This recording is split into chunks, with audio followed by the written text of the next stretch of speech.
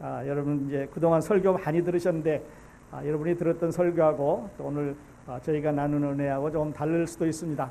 잘 우리 들어보실 수 있기를 바랍니다. 자, 저희는 지금 바울의 2차 선교여행 떠나서 여기 출발해서 여기까지 왔습니다. 자, 빌립보, 암보빌리아, 아볼로니아 지나서 데살로니가 베레아에서 형제들이 바울을 바닷가까지 데려줬습니다. 그런데 배를 타고 이렇게 아덴으로 들어왔는지 아니면 여기에서 바로 육지로 왔는지 성경에는 기록이 없습니다. 그러나 성경을 연구하는 사람들은 아마 배로 왔을 거다. 그런데 배로 온 기록도 없고 육지로 걸어왔다는 기록도 없는데 바울은 아덴에 이제 도착을 했습니다. 아덴이라고 하는 도시, 여러분 이제 아시는 대로 아주 굉장한 이런 역사적인 가치를 가지고 있는 도시인데 이 아레오바고라고 하는 지역입니다. 저희가 이제 선교여행 갔을 때 저런 모습으로 하고 있었습니다. 이건 다른 사람이 찍은 사진인데요. 그리고 이제 그 아테네 가면 신전이 아주 많습니다.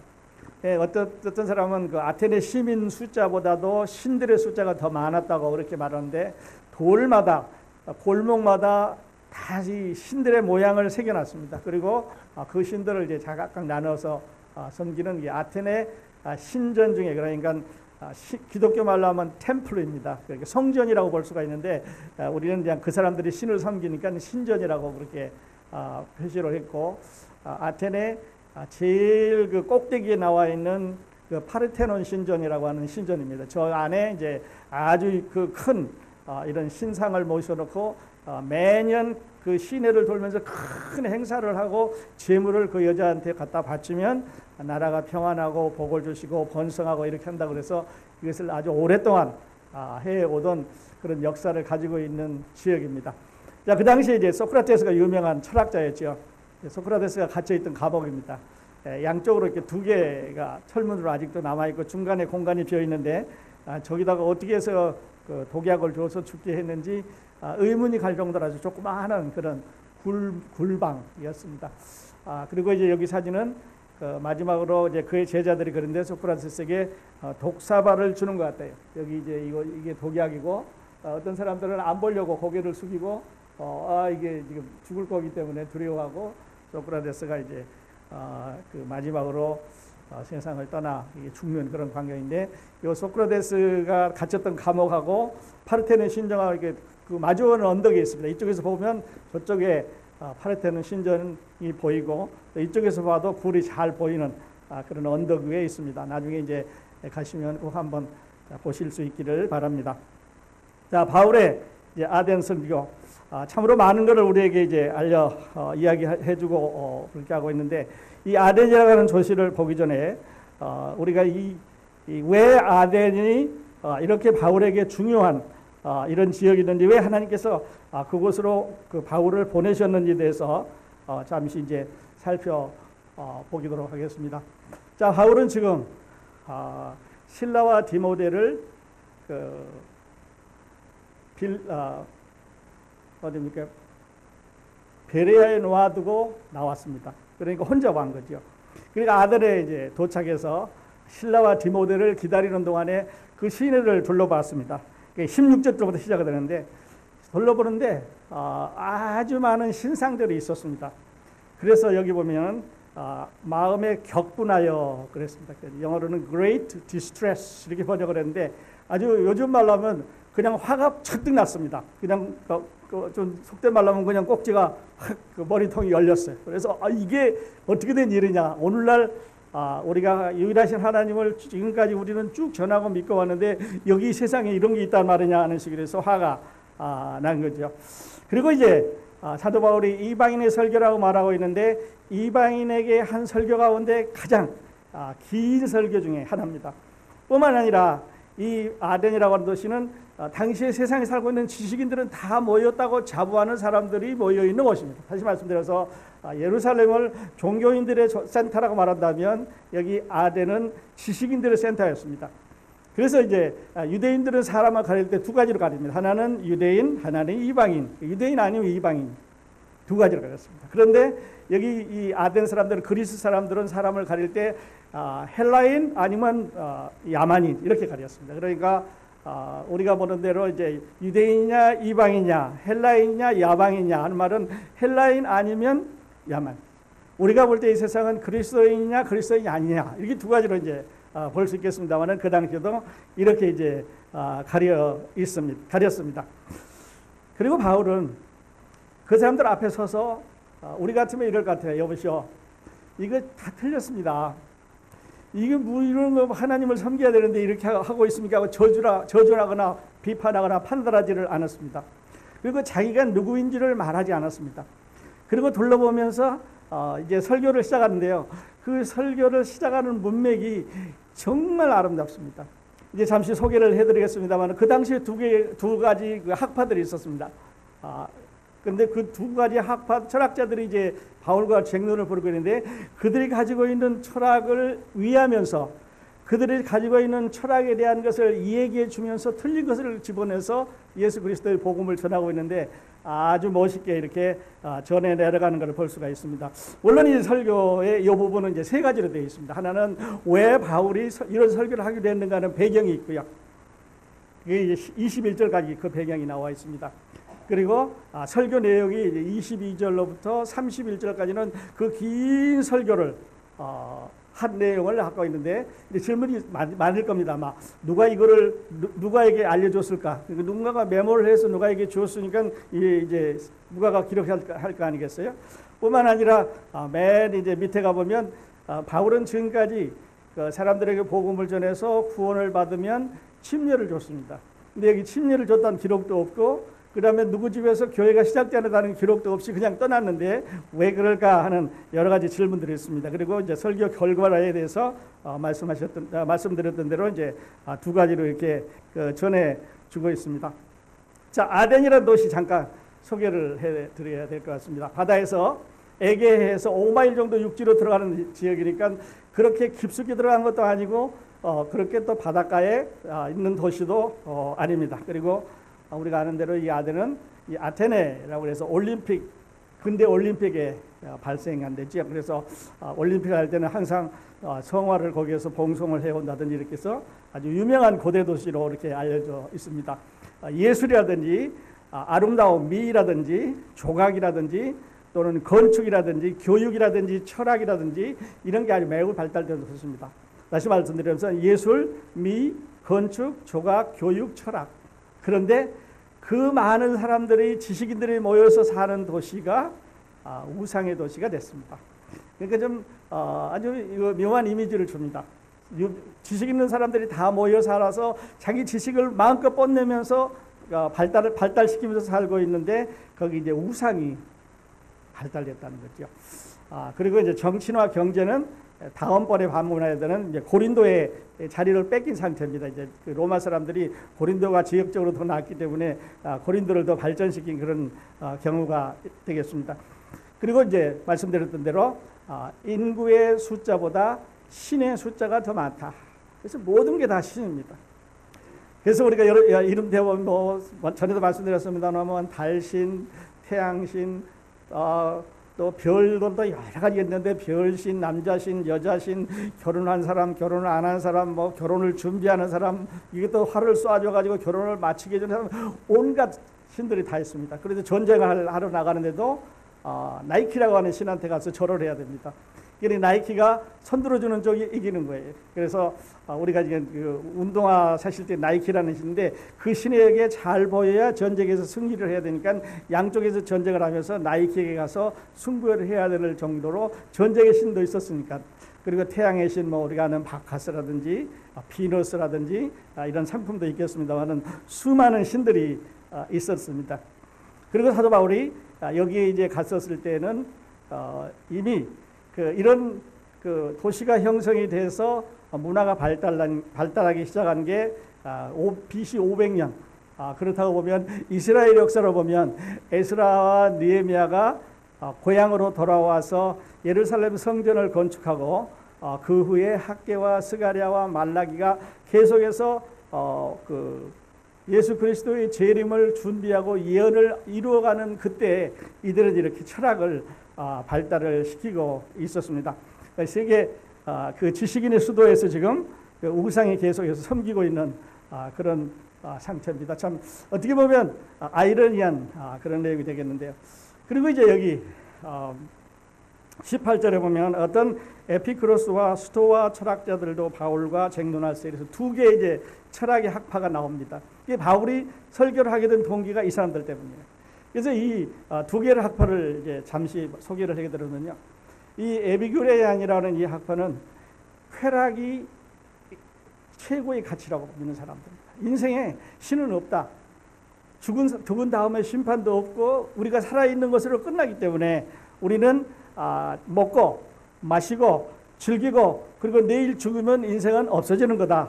그러므로 우리의 최고 가치를 어디에 두어야 되냐면 플레저, 매일 이 만족을 위해서, 이 기쁨을 위해서, 이 가치를 위해서, 이 행복을 위해서 살아가자 이렇게 말하는 사람들입니다. 그러니까 내일은 없다.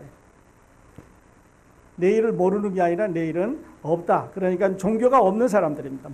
무신론자들이라고 말할 수가 있겠습니다. 내일이 없으니까요. 그러니까 이 에피큐레안 이 학파들은 무신론자들이기 때문에 내일이 없다고 생각하는 사람들이기 때문에 사도 바울이 우주와 이 가운데 신을 신께서는 하고 신이 있다고 말합니다. 그 다음에 이제 그 다음 나오는 학파가 스토아 학파라는 사람들인데요. 자, 이 사람들은 금욕주의를 행복의 가치로 삼습니다. 이거는 모든 것이 다 신이라고 말합니다. 그러니까 신이 아닌 게 없습니다. 사람도 신 안에 있고 신도 사람 안에 있고 그러니까 건물이 있으면 건물 안에 신이 있고 이 신이 관리한다고 아픈 것도 자라나는 것도 문제가 생기는 것도 뭐 기후변화가 생기는 것도 나무가 자라는 것도 모든 것이 다 신의 활동이라고 믿었습니다. 그렇기 때문에 이 사람들을 다른 말로 하면 범신론자라고 말할 수가 있겠죠. 하나는 무신론, 하나는 범신론, 하나는 내일은 없고 하나는 내일이 있습니다. 왜냐하면 신이 있으니까요. 이것을 이제 이스라엘 사람들하고 비교해 보면 이 스토아 학파는 바리새인과 같습니다. 바리새인은 예수님의 부활을 믿었던 사람들이죠. 그리고 이제 그 전에 있었던 에피큐레안은 바리새인들이 아니라 또 하나의 다른 그런 학파가 있었죠. 이 사람들은 사두개인과 같은 사람들입니다. 사두개인들은 부활이 없다고 믿는 거죠. 바리새인들은 부활이 있다고 믿는데 당대 두 개 이스라엘의 산맥인데 바리새파 그 다음에 바리새인이 아닌 두 파가 늘 싸웠습니다. 한 번도 역사상 두 당파가 오케이 하고 어그리해 본 적이 없었습니다. 근데 예외를 하나 만들었죠. 그 예외가 뭐냐면 예수님을 십자가에 못 박혀 죽일 때 그때는 바리새파 사람들하고 사두개파 사람들하고 둘이 오케이 한 번 딱 손뼉을 마주쳤는데 그때가 뭐냐면 예수님을 십자가에 달자고 할 때 그때 마주쳤습니다. 그리고 예수님은 그들의 결정에 의해서 이제 십자가에 못 박혀 돌아가시게 그렇게 됐습니다. 자, 이제 아레오바고라고 하는 지역으로 가서 섰습니다. 왜냐하면 이 철학자들하고 이제 변론을 해야 되니까 그리고 아레오바고라는 지역에 가서 이제 이야기를 합니다. 자, 이것이 잘 중요한 것은 이 아레오바고라는 의미가 두 개가 있습니다. 하나는 우리가 미국의 상원, 이러면 여러분은 상원이라고 하는 상원들이 모이는 집일 수도 있고 그 상원 의원이라고 하는 사람일 수도 있습니다. 또 미국의 하원 마찬가지가 되겠죠. 하원 의원으로서 사람일 수도 있고 그들이 모이는 집일 수도 있습니다. 근데 여기는 누가는 지금 아레오바고라고만 했기 때문에 아레오바고라고 하는 장터에 사람들이 모여서 재판을 받고 어떤 의결을 하는 장소였는지 아니면 그 당시에 30명의 공회의원으로 그 아테네의 이 종교라든지 도덕이라든지 교육이라든지 이런 것을 재판하는 재판원들의 구성원이었는지 알 수가 없습니다. 그러니까 아레오바 가운데 섰다 하는 말은 자 사람들이 많은 장터 가운데 서서 이야기를 지금 하고 있는 건지 아니면 30명이라고 하는 이런 권력자들이 모여있는 재판관들이 모여있는 자리에서 지금 증언을 하고 있는지 누가는 우리에게 정확하게 말하고 있지 않습니다. 근데 제 생각으로는 아레오바고라고 하는 지역의 시민들도 모였고 요 관원들도 모였을 거라는 생각을 해보게 됩니다. 왜냐하면 맨 마지막에 34절에 보면 아레오바고 가는 디오누시소와 다말이라 하는 여자가 바울을 따라갔습니다. 자, 그렇다고 보면 그 관원들도 거기 있었다. 그리고 그 중에 한 사람이 예수님을 믿었다라고 생각을 해 볼 수가 있습니다. 그러니까 많은 사람들이 아레오바고에 모였고 아레오바고 관원들도 거기 모였는데 그 중에 한 사람이 예수님을 믿었다. 제가 이제 그렇게 생각을 해 봅니다. 바울은 자신을 이제 옹호하려는 그런 생각보다는 그 사람들이 믿고 있는 거에 대해서 이제 설명을 해줍니다. 도시를 돌아다니다 보니까 알지 못하는 신이라 unknown God이라고 써져 있는 제단을 만들어 놓고 하다 이름을 붙이다 이제 더 이상 없으니까 이제는 무명신은 여기서 제사를 받으시오 하고 제단을 만들어 놓고 거기에다가 제사를 드리는 모습을 보고 화가 난 거죠.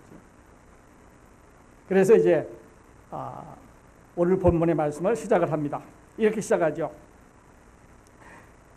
바울이 아레오바고 가운데 서서 말하되 아덴 사람들은 너희를 보니 범사에 종교심이 많도다. 그러면서 두루 다니다 보니까 신들을 많이 봤는데 그 중에 알지 못하는 신에게까지 있는 걸 보니까 자, 이번에는 누가 걸리느냐면은 에피쿠레인이 걸립니다. 왜냐하면 신들이 있다는 거죠.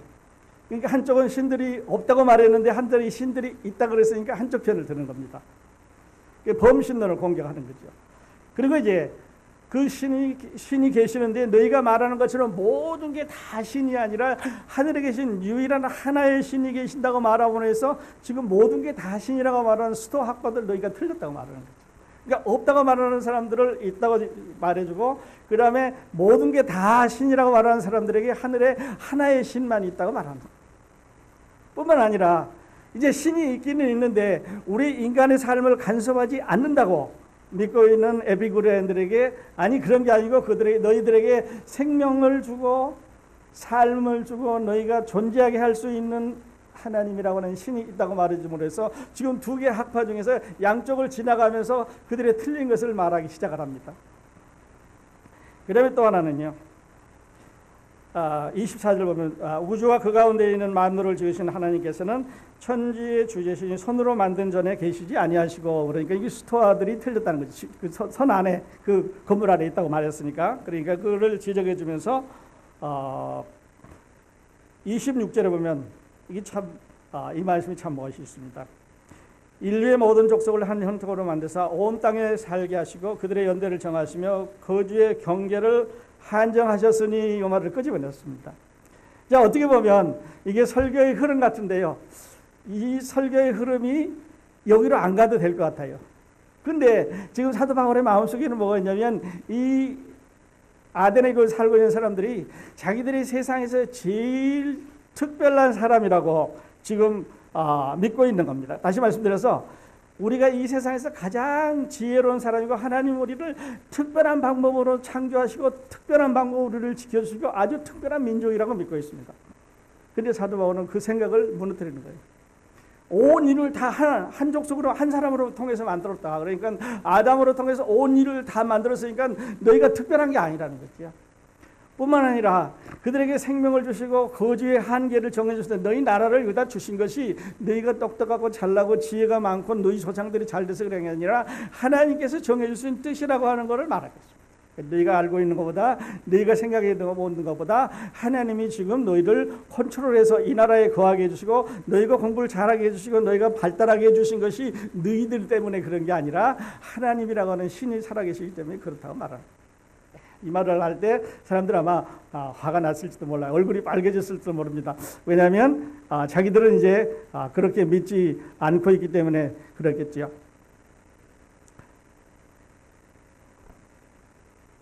그러니까 인류의 모든 족속을 한 혈통으로 만들었단 말은 인류의 모든 족속을 영어 성경을 다시 보면 a man이라고 한 사람으로 만들었습니다. 아담으로 만들었어요. 그러니까 너희가 특별히 신이 다루는 민족이 아니다. 너희는 지식이기 하나님께서 특별히 만들어낸 민족이 아니고 우리 모든 사람은 다 똑같은 한 사람의 후손으로 태어났는데 너희는 여기에 거하게 하고 우리는 저기에 거하게 하고 우리는 다른 나라에 거하기 때문에 달라진 것이지 너희가 특별한 게 아니라고 하는 말씀을 지금 해서 이 사람들이 가지고 있는 우월감을 이 헬라인들의 우월감을 지금 사도 바울은 밑으로 내려놓고 있습니다. 왜냐하면 밑으로 내려놔야 예수 그리스도를 올릴 수가 있으니까요. 이 사람들이 잘못하고 이 사람들이 틀린 것을 자신들이 깨달아야 예수 그리스도의 복음이 그들 가운데 들어갈 수 있기 때문에 그렇습니다. 그래서 처음에는 철학을 공격했습니다. 양쪽 철학을 공격해서 양쪽 다 맞는 것도 있고 틀린 것도 있고, 그리고 나서 그 민족성을, 우월성을 이제 공격을 해서 그리스 사람들이 자신들의 세운 것에 대한 그 우월감을 낮춰줍니다. 그러니까 정치적으로, 군사적으로 너희가 나은 게 아니라 하나님이 그렇게 정해 주셨기 때문에 지금 살고 있다라는 것을 이제 말씀을 하고 있습니다. 자, 그러면서 바울은 우리가 그를 힘입어 살며 기록하며 존재하느니라. 너희 시인 중에 어떤 사람들의 말과 같이 우리가 그의 소생이라니. 사도 바울은 고린도에서 이제 잠시 후에 소개해드리겠습니다만, 복음을 전하면서 고린도에 있는 성도들에게 다음 지역에 가서 뭐라 그러냐면, 내가 그리스도의 십자가 외에는 다른 것을 알기를 원하지 않는다고 말했습니다. 그리고 예수 그리스도와 부활에 대한 것만을 증거하기를 원한다고 말했고, 말씀드린 대로 유대인은 이제 증거를 찾고 헬라인은 지식을 찾지만 우리는 십자가에 지는 예수 그리스도를 찾는다고 말하면서 자신은 지식을 쓰지 않고 복음만 전한다고 말하는데, 이 구절은 그렇지 않습니다. 왜냐하면 사도 바울은 지금 두 사람의 시를 응용하고 있는데요, 그 시인 두 사람이 하고 있는 시 중에 일부를 딱 왔습니다. 그래서 그게 우리말 성경에는 그냥 지나가고 있어서 잘 표시가 안 납니다만은, 영어 성경에 보면은요, 두 사람의 시를 이렇게 따옴표로 했습니다. 그래서 말하기를 그를 힘입어 살며 기동하며 존재하는, 우리가 존재하고 하는 것은 신 때문에 존재하는 거다라고 하는 시인의 시를 따다 붙였습니다. 왜냐하면 이 사람들이 시를 좋아하니까요. 이 사람들이 문학을 좋아하니까요. 이 사람들이 미를 좋아하니까 그거를 따다 붙였습니다. 뿐만 아니라 다른 한 사람의 시인이 말하기를 We are his offspring 이렇게 말했습니다. 그러니까 두 개의 다른 사람이 말할 때 신이 존재하고 우리는 그 안에 살고 있고 우리는 그의 소생이라고 하는 그 시인도 있지 않느냐. 너희 시인들 가운데 그렇게 썼는데 왜 이거를 인정 못하느냐고 지금 지적을 하고 있는 거니까, 자, 이 설교 짧은 설교지만 자, 철학자들을 공격했습니다. 그 사람들의 우월성을 지금 공격하고 있습니다. 그리고 그들이 가지고 있는 자신들만의 독특한 것을 자랑하지 않고, 너희 당신들 시인들 중에서도 신이 있다고 그랬는데, 그리고 신이 소생이라고 그랬는데 왜 신을 부정하느냐, 아니면 온갖 게 다 신이라고 말하는 식으로 지금 사도 바울은 지적을 하면서 그들의 생각을 파고 들어가고 있습니다. 여기 보면요, 29절에 보면 이와 같이 하나님의 소생이 되었은즉 하나님을 금이나 은이나 돌에다 사람의 기술과 고안으로 새긴 것들과 같이 여길 것이 아니니라. 그러니까 여기 지금 만들어 놓은 이 우상들은, 당신들이 만들어 놓은 고안에서 만들어 놓은 이 우상들은 이건 다 아니라는 거지. 이건 다 아니에요. 왜냐하면 전에도 말씀드렸습니다만, 우상은 하나님께서 창조해 주신 사람들의 머리로 하나님께서 창조해 주신 나무나 돌이나 금이나 은이라는 머티리얼에다가 사람들이 만드는 기술을 고안해서 만들었기 때문에 하나님은 그 안에 들어가시도 못하실 뿐만 아니라, 그렇게 해서 하나님이 만들어졌다면 그것은 하나님이 아니라는 거지. 하나님 될 수가 없는 거지. 그래서 다른 종교 이렇게 여러 가지 모양으로 만들어 놓고 거기에다가 이제 그거를 자기의 신이라고 말하는 것은 사도 바울의 이 말씀과 비춰보면 너무 다른 거예요. 우리는 그래서 그들에게 생명이 없다고 말하는 거죠. 우리는 그들에게 가면 말할 수 있는 것은 예수 그리스도의 부활의 권능을 그들에게는 없다고 말하는 거죠. 그래서 우스갯소리입니다만 이런 얘기가 있습니다. 어떤 분이 세상에 살다 간 모든 그 종교의 창시자들의 이름을 불렀습니다. 그러니까 뭐 다 있었겠지요. 그래서 뭐 석가모니 그랬더니 여기 있다고 말합니다. 또 뭐 모하메드 그러니까 여기 있다고 말합니다. 근데 예수 그리스도 하니까 없습니다. 그래서 옆에 사람 3일 만에 온다고 그랬는데 아직 안 왔다고 말합니다. 예수 그리스도는 부활하셨습니다. 그러니까 다른 우상들이나 다른 우리 주위에 있는 많은 신들하고의 차이점은 어디에 있냐면 바로 여기에 있습니다.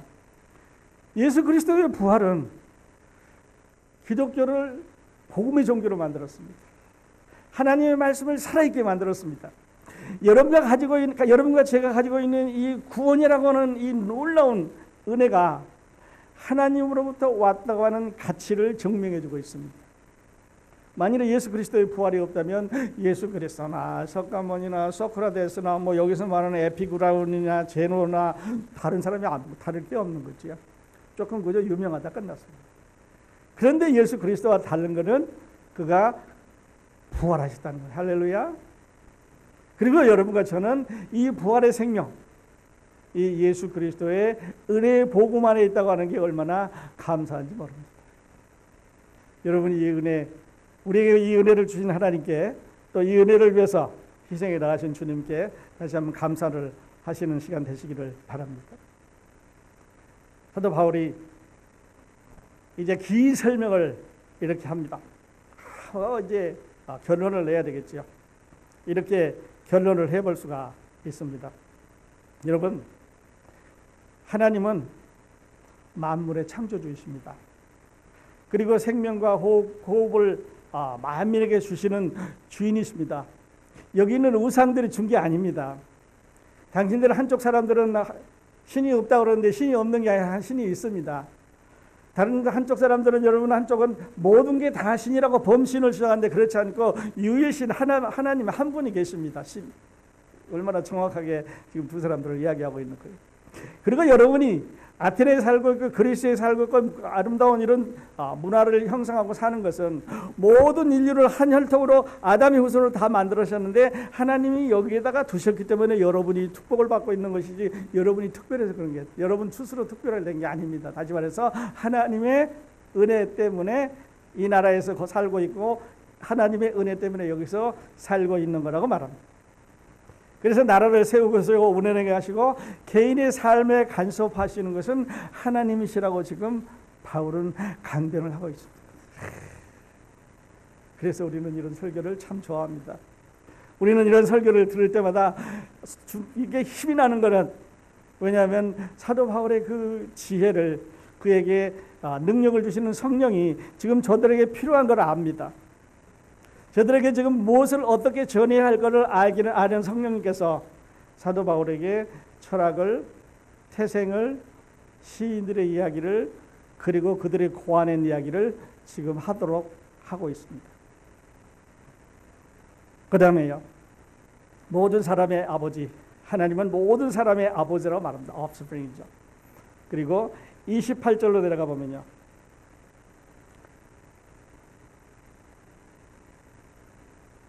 조금 더 내려가십시다. 30절로 보면 알지 못하는 시대에는 하나님이 간과하셨거니와 이제는 어디든지 사람에게 다 명하사 회개하라 하셨으니, 이제 바울의 본론이 나오기 시작합니다. 자, 지금까지 설명한 건 왜 그러냐? 지금 요 말을 하기 위해서 그렇습니다. 회개하라 하셨으니. 그리고 그래야 되는 이유는 30절에 보면 심판자가 계시기 때문에 그렇다, 그렇게 말합니다. 자, 내가 하고 있는 건 잘 알겠는데, 내가 하고 있는 건 훌륭한데, 내가 하고 있는 걸 이해를 하는데, 그러나 사실은 이렇다라고 말을 해줍니다. 그러면서 사도 바울은 만일에 내가 한 말이, 내가 한 것이 틀렸다든지 잘못됐다고 한다면 나는 이것으로 여러분에게 증거를 대겠다. 예수 그리스도라고 하는 하나님의 메시아가 부활하셨다. 얼마 전에 예루살렘에서 부활해서 수많은 사람들이 보았다. 그리고 나한테도 나타나셨고, 이 이야기가 지금 퍼지고 있는데 머지않아 여러분에게도 올 거고, 내가 이 이야기를 드리기 위해서 여기에 왔다라고 이야기했을 때, 이런 복음을 전했을 때 그들의 마음은 아마 숙연해졌을 겁니다. 그리고 이제 세 가지로 결론을 내기 시작을 했습니다. 32절에 보면요, 그들이 죽은 자의 부활을 듣고, 처음 들어보는 얘기예요. 부활이란 말이 처음, 사람이 죽었는데 어떻게 살아난다는 이야기예요. 그러는데 죽는 것까지는 알겠는데, 사후세계가 있는 것을 알겠는데, 아니면 사후세계도 없고 신도 없다고 믿었는데 죽었을 뿐만 아니라 부활을 했다고 말이에요. 처음 들어보는 거예요. 그래서 세 가지 사람들의 반응이 나타났습니다. 첫 번째 사람들은요, 비웃었습니다. 조롱했습니다. 죽은 사람이 어떻게 살아? 사람이 죽으면 그만이 다 흩어져서 땅속에 묻혀서 그러면 그만이지. 비웃었습니다. 여러분은 그런 사람이 아니시기를 바랍니다. 두 번째 사람은요, 내일 다시 듣겠다고 연기를 했습니다. 그런 것 같은데, maybe I want to hear more. Tell me more. 그래서 연기를 합니다. 그리고 마지막에 보면 이제 몇 사람이 따라서 믿었다고 이제 그 설교를 설명을 해 주고 있습니다. 몇몇은 믿고, 그러니까 맨 처음 사람들은 비웃었단 말은 reject 했습니다. 안 믿어. 어떻게 죽은 사람이 살아? 다른 사람은 interesting. 참 흥미로운데 다시 한번 들어보자. 그리고 마지막은 believe. 세 번째 사람은 믿었습니다. 그런데 그 중에 디오누시오라고 하는 아테네 그 아레오바고 관원이 있었습니다. 그리고 이제 뒤에 사람들은 이 디오누시오가 아테네의 제일 첫 번째 주교가 됐다 이렇게 말하고 있습니다. 그래서 그때 바울을 통해서 구원을 받았던 예수님을 영접했던 아테네 주교가 디오누시오가 그 주교가 됐다 이렇게 말을 하고 있습니다. 엄청난 변화죠. 그리고 그 다음에 다마리라고 하는 여자가 있었는데 부인도 있었더라 이렇게 지금 누가를 소개하고 있는데 이 부인이 누구였는지 우리가 설명이 잘 안 됩니다. 그래서 이 여자를 연구하고 찾아보는 사람들은 아마 이 디오누시오의 부인이었을 거다 이렇게 얘기를 하고 있습니다. 성경 어디도 이 사람의 이름이 다시는 나오지 않는데 그렇기 때문에 아마 이분의 부인이었을 거다 이렇게 말하는 사람들이 있습니다. 그리고 또 다른 사람도 있었다고 누가는 우리에게 설명을 해주고 있습니다. 늘 들었지만 이게 더 깊이 들어가면 질문이 더 많습니다. 마디마다에 들어가면서 사도바울이 왜 이렇게 했을까? 뿐만 아니라 그렇다면 여기에서 그 다음 단계로 넘어가는 이 설명은 왜 안 했을까 하는 질문을 해보게 되는데 이런 그런 질문을 가지고 말씀드렸던 대로 reasoning을 하면서 보실 수 있기를 바랍니다. 자꾸 내가 reasoning이라는 말을 들고 있는데 17절에도 보면 회당에서는 유대인과 경건한 사람들과 또 장터에서 날마다 만나는 사람들과 변론하니 이렇게 되는데 변론하니라는 말을 영어 성경에는 reasoning이라고 했습니다. 질문하고 질문받고 하나님께 질문하고 질문받고 앉으면서 성령님께 깨달음을 달라고 질문하고 질문받고 이렇게 하시면 더 은혜로운 이런 성경 공부가 될 거라고 그렇게 생각을 합니다. 자, 고린도전서 1장 22절하고 24절에서 사도 바울은 이렇게 말했습니다. 유대인은 표적을 구하고 헬라인은 지혜를 찾으나 우리는 십자가에 못 박힌 그리스도를 전하니 유대인에게는 꺼리끼는 것이요 이방인에게는 미련한 것이로되 여기서 이방인은 헬라인을 말합니다. 이방인에게는 미련한 것이로되 오직 부르심을 입은 자들에게는 유대인이나 헬라인이나 그리스도는 하나님의 능력이요 하나님의 지혜니라라고 말씀을 하고 있습니다. 여러분이 가지고 있는 큰 지혜, 이런 지혜가 하나님의 지혜인 것을 우리가 이제 감사를 드리는 거죠. 한 절 더 보고 그냥 패스했는데 들어가겠습니다. 십자가의 도가 멸망하는 자들에게는 미련한 것이로되 구원을 받은 우리에게는 하나님의 능력이라. 보라, 기록된 바 내가 지혜 있는 자들의 지혜를 멸하고 총명난 자들의 총명을 폐하리라. 이게 헬라인들에게 지금 그 말씀을 하고 있습니다.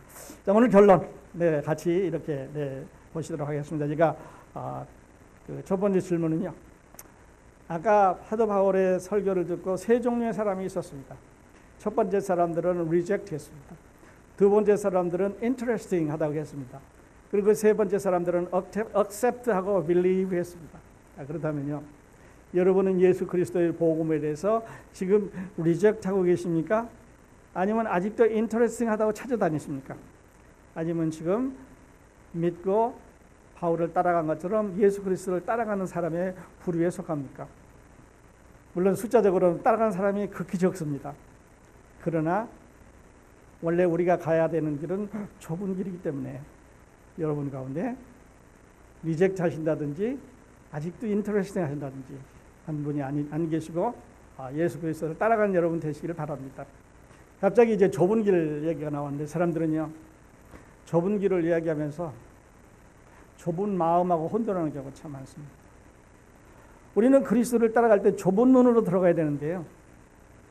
좁은 길을 가야 된다고 노래를 부르는데 사실은 좁은 문이라든지 좁은 길을 가기 전에 우리의 생각이 좁은 마음입니다. narrow mind. 너무 생각이 좁아요. 그래서 다른 사람과 공유를 안 합니다. 우리는 진리에 대해서 어려워야 되는데 우리는 인간관계에 대해서 어려운 거가 참 많습니다. 자, 이제 그 다음에는요.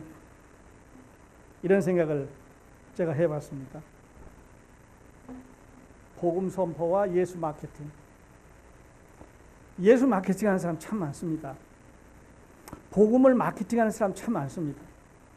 우리는 어떤 물건을 만들었는지 어떤 상황이 이루게 되면 우리는 마케팅이라는 용어를 사용합니다. 그래서 사람들에게 그 상품을 심어주고 그들이 하고 있는 활동을 말해주고 그들이 그거 있는 가치를 이게 전해주는 이런 마케팅을 많이 하는데요. 예수 그리스도를 마케팅하는 게 많습니다. 우리는 예수 그리스도를 마케팅하는 사람들이 아니라 예수 그리스도의 복음을 선포하는 사람들입니다. 그리고 그 생명의 가치를 그리고 그 부활의 가치를 오직 예수 그리스도의 은혜의 가치를 전하는 여러분과 저입니다. 자, 말씀을 마치면서 자, 예수 그리스도의 이 부활의 권능을 이 복음을 리젝트 하십니까? 아직도 인터레스팅만 하고 따라다니십니까? 아니면 믿고 따르면서 구원받은 사람으로 하나님의 자녀로 변화하고 계십니까? 다 같이 기도하시면서 하나님 앞에 결론 내시길 바랍니다. 기도하십시다.